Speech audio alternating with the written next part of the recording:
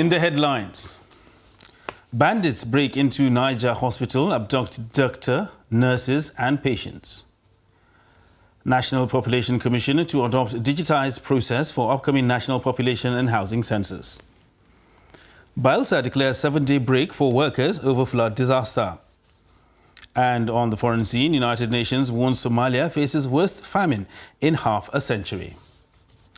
Hello and welcome to Trust TV News Update. I am Ibrahim Yusuf.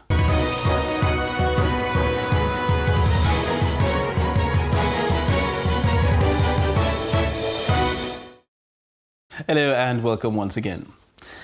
At least 2 persons have been reportedly killed, while dozens, including a medical doctor, a pharmacist and nurses, as well as patients' relations, were abducted as bandits raided Abdusalami Abubakar General Hospital, Lapai local government area of Niger State. A victim of the attack, said to be a former staff of the hospital, was reportedly killed while attempting to run. Reports say some of the abducted hospital staff were the head of clinical services, identified simply as Dr. John, the head of hematology, Usman Zabbo, a staff of medical laboratory, Awesu Bidda, and several others. Also abducted were wife of the head of nursing services and his daughters, wife and daughter of chief pharmacist, and many other relations of patients. The attack is believed to be targeted at getting health personnel to treat some of the injured among the bandits in the forest. Staff of the hospital who was not on duty during the attack told our correspondent on telephone that all staff on duty and patients whose cases were not severe were kidnapped. A resident said the attackers, numbering about 100, operated for several hours, shooting sporadically throughout, unchallenged, as vigilantes ran for their lives. The Niger State Police Command's Public Relations Officer, DSP Wasiu Abiodun, however, promised to give details of the attack. And gunmen on Monday night killed the village head of Nialung community of Wasi local government area of Plateau State, Salisu Idris. The bandits had also gunned down 2 other residents of the community. Spokesperson of the Plateau State Police Command, DSP Alabo Alfred, while confirming the incident, said 3 people were killed in the incident, adding that details of the incident were still sketchy. The victims, according to residents, were killed in the village when the gunmen arrived to the community on motorcycles and started shooting sporadically to scare people. The residents told our correspondent that the attackers who invaded the village also abducted 5 members of the community, including 2 women. Shafi Sambo, a youth leader in Wasi, told Daily Trust that the gunmen also made away with a good number of motorcycles belonging to people of the community.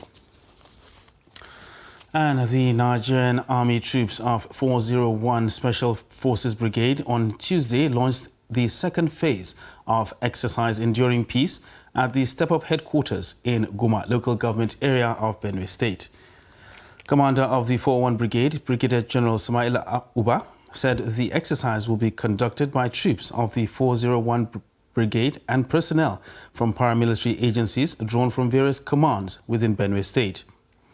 Uba noted that the multi-agency operation, including the police, civil defense, among others, has commenced and will end on December 22nd, adding that the exercise is aimed at addressing the various security challenges facing Benue State and, by extension, the entire nation. The commander for Special Forces Command, Major General Oluyinka Shoyele, in his address, noted that the exercise will be conducted based on real-time intelligence to curb criminality in the state. Meanwhile, Governor Samuel Ortom, who flagged off the exercise, stressed the need to use all avenues to tackle the security challenges bedeviling the state and the country at large. Aimed at addressing the various security challenges facing Benue State and, by extension, the entire nation. It will be conducted based on real-time intelligence with sister services and other security agencies within the state in order to enhance synergy and sharpen the skills of participants on the rudiments of operations, particularly at the joint tactical level. The exercise will also serve as an avenue for officers and men of 401 Special Forces Brigade to interact with their colleagues from sister security agencies and to exchange ideas towards enhancement of joint operations. The training program has been carefully selected to enhance synergy during operations. It is hinged upon the desire of the commander for Special Forces Command to continually improve the capabilities of the troops to meet emerging security threats. And about 16 widows and children of policemen and policewomen attached to the Ogun State Police Command who lost their lives in active service on Monday wept while receiving checks from the command. The Commissioner of Police, Lanre Bankwale, presented the check of 55.5 million naira to the beneficiaries at the police headquarters in Abeokuta, the state capital. The checks were presented to relatives of the officers who lost their lives last year and early this year. Bankwale, while addressing them, said the financial support was to alleviate the hardship facing the families of the fallen heroes. One of the beneficiaries, Adekunle Mariam, commended the police authority for the support, adding that it would ease the financial difficulties of the families. Meanwhile, academic activities are yet to resume fully at the Abubakar Tafawa Balewa University, Bauchi, despite the agitation for lecturers to return to the classroom after the 8-month-old strike. Chapter Chairman of the Academic Staff Union of Universities, ATBU, Ibrahim, told Trust TV that lecturing is one among many responsibilities of teachers, adding that non-commencement of lectures does not imply that the lecturers haven't started work. Adam Imam completes the story. The industrial action embarked by the Academic Staff Union of Universities since February this year has finally been called off, and mood does not suggest that the lecturers are in a hurry to commence full-time academic work. Strike, all other activities relating to academic activities have ceased. The only thing that have ceased is teaching, which we are going to cover the lost ground. However, while we are on strike, we are also engaged in other activities that defines our responsibility as lecturers. We're engaged in community servicing, we've been engaged in conducting research, we've made a lot of publications, and we've contributed to the society. On the issue of lecturers who already took a decision to quit lecturing, Ibrahim says such lecturers are at liberty to seek other means of livelihood, as many of them saw no end to the strike anytime soon. They are working as lecturers not under duress. They felt willingly that they want to be part of the university system. And if they feel that the condition in the university is not satisfactory for them, they can as well have a change of mind and look for a better, greener pasture elsewhere. But we've encouraged our members. Having stayed at home for that long, one would have expected the student to hurry back to school immediately the strike was called off. But that doesn't seem the case, as students have not been seen in classes as well as the school environment. Some have attributed it to the current economic situation. But as you can see, there are no students. Nobody has resumed their work because the resumption was impromptu. There was no notice to say, okay, in a month's time we'll call back, or in a few weeks. So, considering the fact that most students are outside the state, you don't expect to have them back immediately. First of all, I want to say that the strike is an opportunity for students to learn one or two skills for the school resumption. Generally, they have suspended the strike, but ATB hasn't released their calendar. So we're waiting for the calendar to be released for students to come back. The union is confident that activities in the school will soon pick up, with students preparing for the academic year and looking forward to better education in the university. Adam Imam, Trust TV News, Bauchi. Meanwhile, registration for the 2020-2021 academic session at the University of Jos commences on Tuesday, following the calling off of the strike action by the Academic Staff Union of Universities. The commencement of the registration exercise was disclosed on Monday by the Deputy Registrar, Information and Publication in an interview with newsmen in Jos. Ado Musa completes the story. According to the Deputy Registrar, the management of the university has approved the continuation of registration exercise for the undergraduate and postgraduate students of the university for the 2020-2021 academic session. This, according to him, is in preparation to the full resumption of academic activities for the first semester 2020-2021 academic session, which had been suspended due to the strike. The suspension of the strike gladdens our hearts, and because of that, the university has begun preparations for the resumption of academic activities. But I'm sure you may be aware that responsibility for the academic calendar and every academic activities actually rests on the Senate of the university. So the decision will be by Senate of the university. On when the academic activities are expected to commence, he said date for resumption of class activities will be communicated in due course. From now, management has directed that, or the resumption of registration by students. Before we had started our first semester 2020-2021 academic session. We had gone about 3 weeks into the semester before the strike commenced. And so some students, a few of them anyway, not too many, had not completed their registration process. So we are giving them 2 weeks between now and the 30th of October to complete their registration.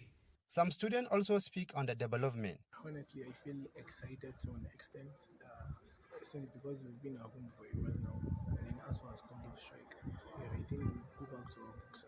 Parents and students, while expressing joy over the suspension of the strike, they are however hopeful that the federal government and ASU will have permanent solution to avoid such occurrence.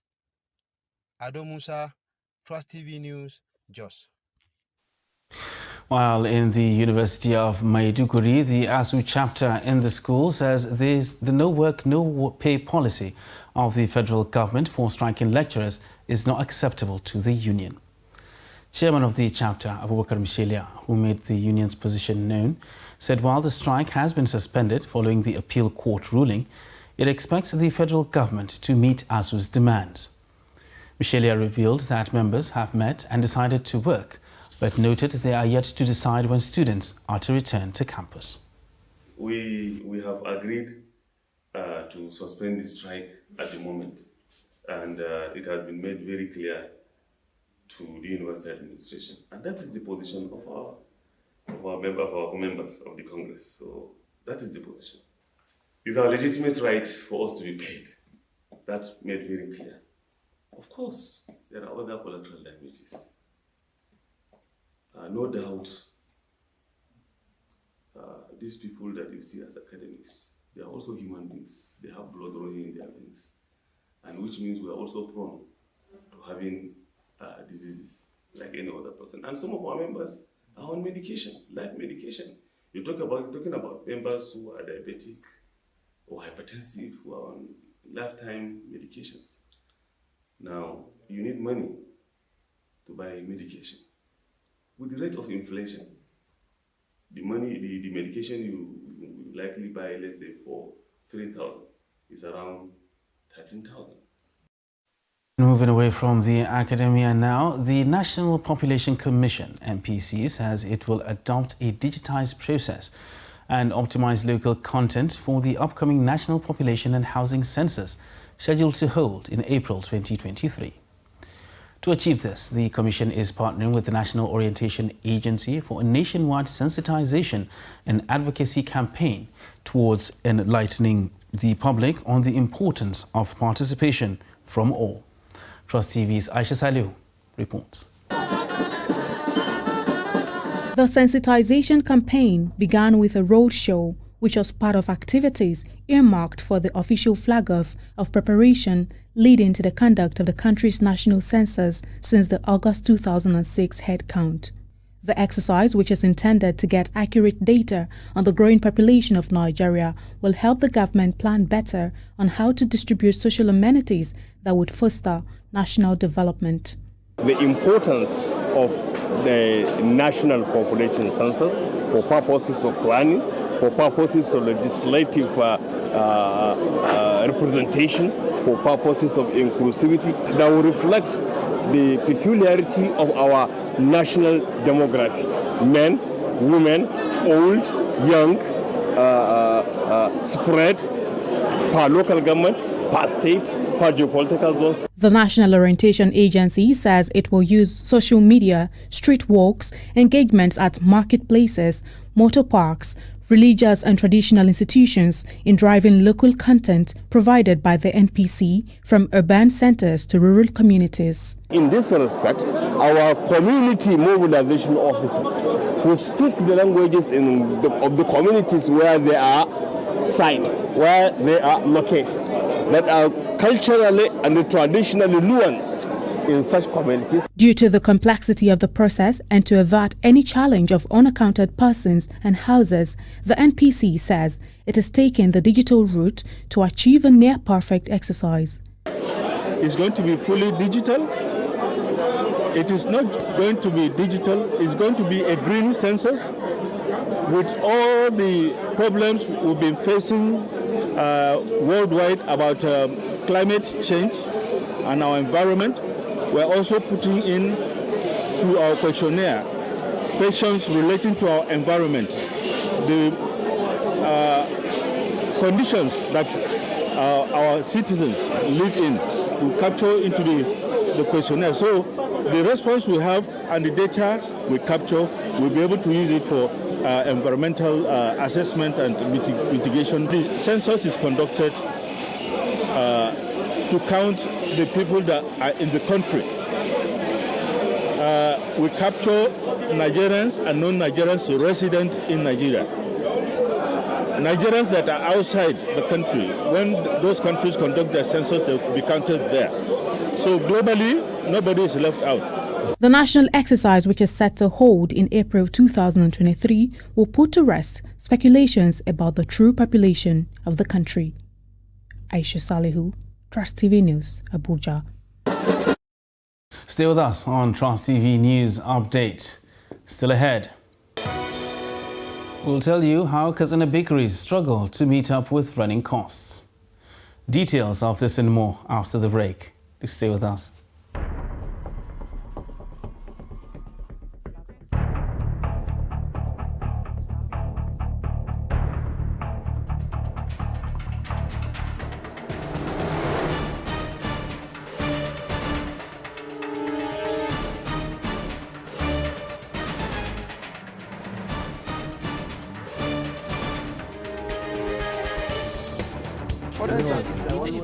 That's great.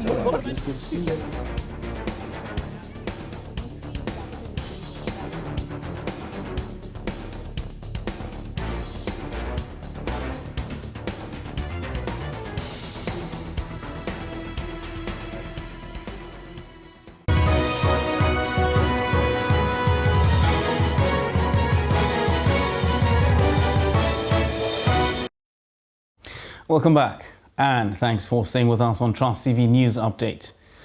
Now let's recap our top stories.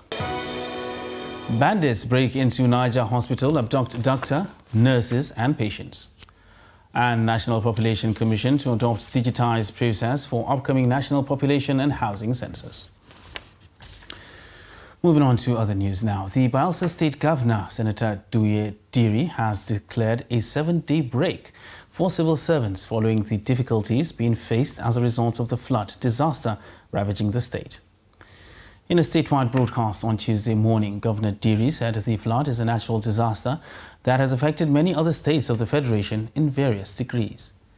He stated that nearly 1 million people in over 300 communities in the state have been displaced, while some deaths have been reported. However, the work-free week, Diri noted, does not cover workers on essential duty, as they are expected to still carry out their operations. According to the governor, the state was facing a humanitarian crisis with over 1 million persons displaced across Sagbama, Ekeremo, Southern Ijo, Ogbia, Yenagoa, Nembe and Kolokuma Okpoma local government areas, with businesses shut, properties lost and farmlands destroyed.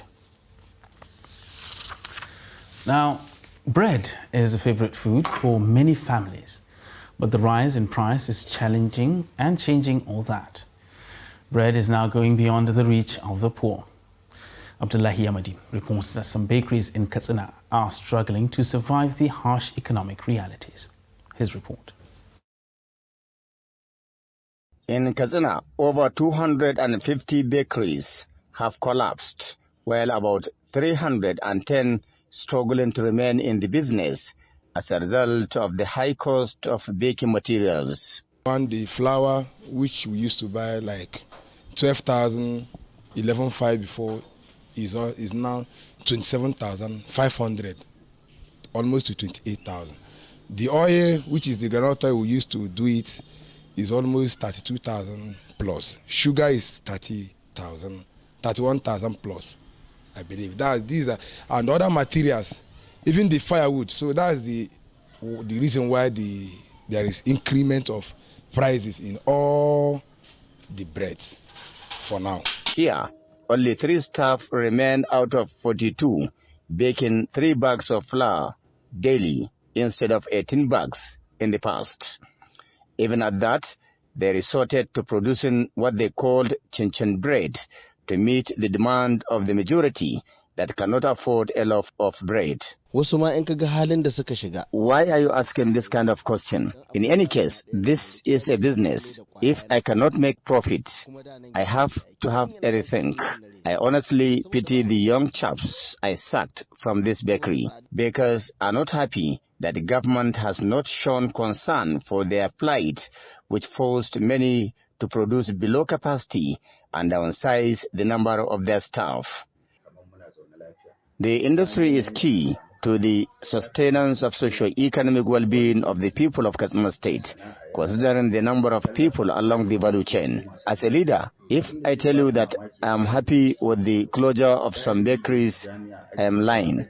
I urge government to come to our aid.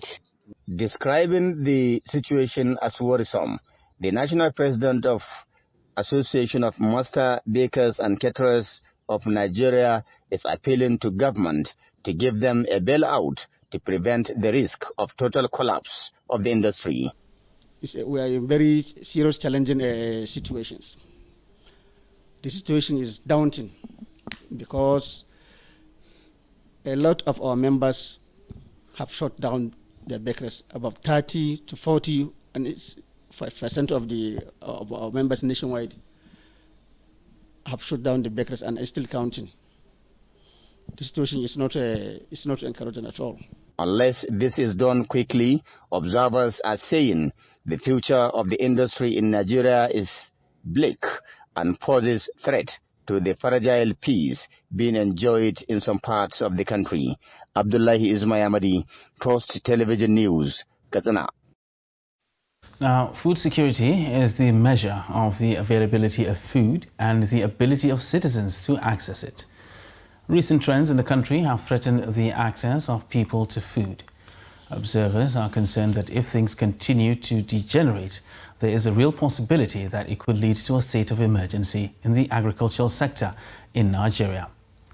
In this report, Noel Samson looks at the preparations put in place by stakeholders in order to solve the problem at hand. Food insecurity is lack of access to the kinds and amounts of food necessary for each member of a household to lead to an active and healthy lifestyle. This may be caused by climate change, insurgence, or inadequate use of yield-enhancing agricultural inputs, especially by the rural farmers who are the producers of food in Nigeria. In this era of we are faced globally with food insecurity, and also from another angle, and also we're being severely chased by impacts of climate change on food security, food availability globally. So research like this, trying to provide solutions ready-made for users and also creating a user interface. The education sector, which is also the bedrock of any development in any society, can also contribute to addressing the problem of food insecurity in the country by true studies and the deployment of models developed during research.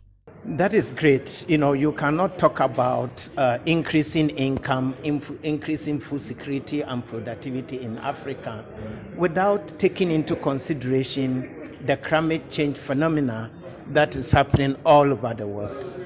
Our research project, all the 3 research projects that we are talking about here, are funded by the Market Risk and Resiliency Innovation Lab that addresses climate change as part of the resiliency measures. This research is essentially about knowing the situation we are in and then intervening and then learning lessons for policies. So we have done the first part of the research is knowing where we are. And then from what we know of the literature, we try some interventions and then we observe the effect of those interventions and then learn lessons for future policy. Stakeholders are of the view that agricultural transformation through inclusive and resilient innovation will serve as a base to tackle the problem in the country. Noel Samson, Trust TV News, Abuja. Now for a look at the foreign scene, where the United Nations says an estimated 7.8 million people, roughly half the population of Somalia, are now affected by drought, of whom 213,000 are at high risk of famine. United Nations Children's Fund UNICEF spokesman James Elder said things are bad and every sign indicates that they are going to get worse, adding that without greater action and investment, they are facing deaths of children on a scale not seen in half a century. Somalia faces famine on a scale last seen half a century ago. The United Nations has said it has set a new target of more than $2 billion in funding needs. In August, 44,000 children were admitted to health establishments with severe acute malnutrition. Somalia has suffered 4 successive failures in its rainy season since the end of 2020, and there are fears that a 5th failure is now underway. And that wraps up Trust TV News Update for this hour. For more news, you can subscribe and follow us across all our social media platforms. I am Ibrahim Yusuf. Thanks for watching.